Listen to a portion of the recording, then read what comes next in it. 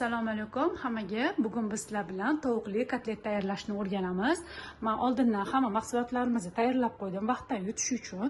Bizga kerak bo'ladi 400 gram tovuq qiyma, 2 osh qoshiq non, panirovочный suxari, maydalangan non talqoni, bitta tuxum, 2 zubchik chesnok, bitta mayda cho'rkadan chiqarilgan piyoz, tuz, murch, kashnishni maydasi tabga ko'ra va ko'katni kotletlarga men petrushka ishlataman. Shuning uchun petrushka to'g'radim.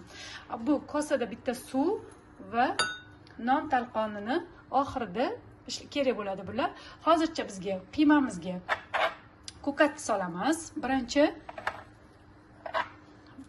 chesnok, tuxum, non talqoni va piyoz. Hamma masalliqlarimizni ketma-ket solamizda yaxshilab aralashtirib chiqamiz. Mana tuz, murch va paprikani solaman. Endi yaxshilab buni aralashtirib olamiz.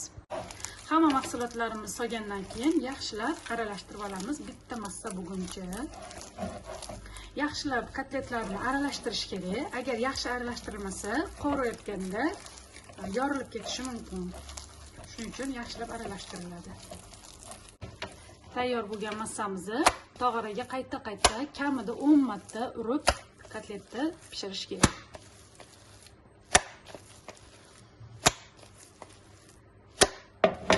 Ichiga nachinkasi uchun sir ishlatiladi. Men har doim ishlatadigan sirimni ishlataman. Sizlar ham xohlagan sirlarni ishlatishingiz mumkin.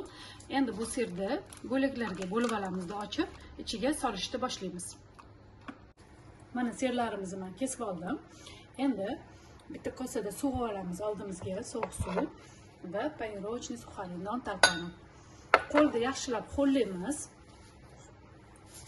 Mana ozgina kotletimizni olib, mana ichiga sir solaman.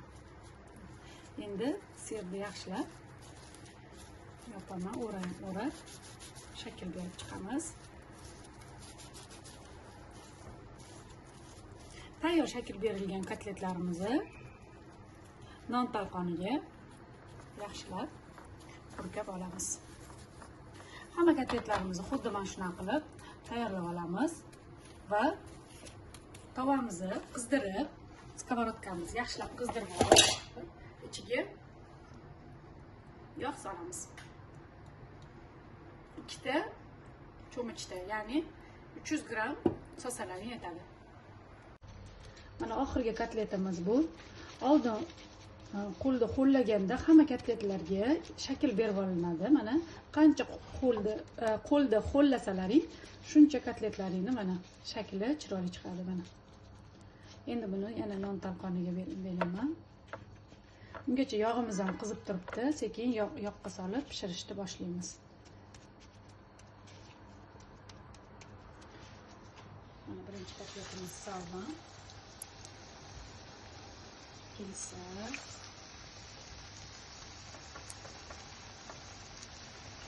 Hamma kotletlarimizni bir tarafini qizartirib olib, ikkinchi tarafini ag'darganda qopqog'ini yopib qo'yamiz ozginaga.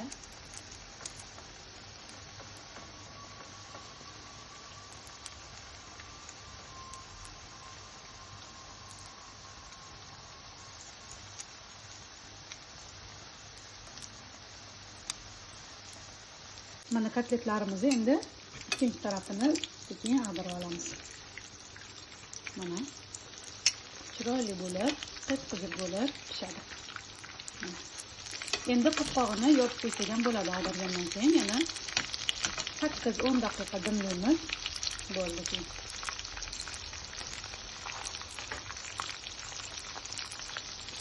Endi tavamizni qopqog'ini yopib 8-10 daqiqaga dimlab qo'yamiz.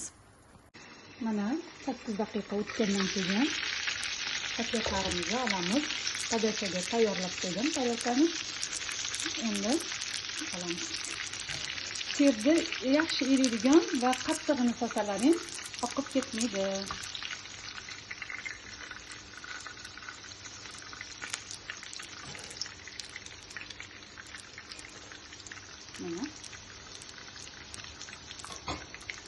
Mana tayyor bo'lgan kotletlarni sizlarga ko'rsataman. Mana o'zi sirlari qanaqa cho'zilib chiqadi.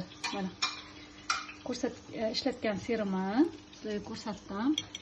Mana oralari qanaqa chiqadi. Shunaqa cho'zilib zo'r bo'lib chiqadi. Barchaga yoqimli ishtaha. Albatta tayyorlab ko'ringlar. Hammaga bir xilda manzur bo'ladi degan umiddaman.